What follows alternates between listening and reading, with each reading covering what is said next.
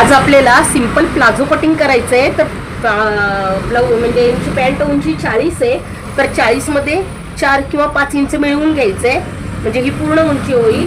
आणि सीट घेरचा चौथा भाग अधिक 4 इंच ही आडवी रुंदी होईल. मग सीट घेर यांची 35 आहे, 35चा निम्मा 17, 17चा निम्मा 8.5, 8.5 प्लस 5 म्हणजे 14 होईल. ही अशी रुंदी 14 येईल. आणि असं आपल्याला जो जे आकार बनणार आहे तो 18 घ्यायचा आहे. 18वर टिक मार्क करायचे आणि आतमध्ये 2 इंचावरून अशी सरळ सरळ लाईन मारून आपल्याला जे आकार बनवायचे आणि आता आपण हा जे आकार जोडून घेतलेला आहे आणि खालची पट्टी ही फोल्ड करून घेतलेली आहे.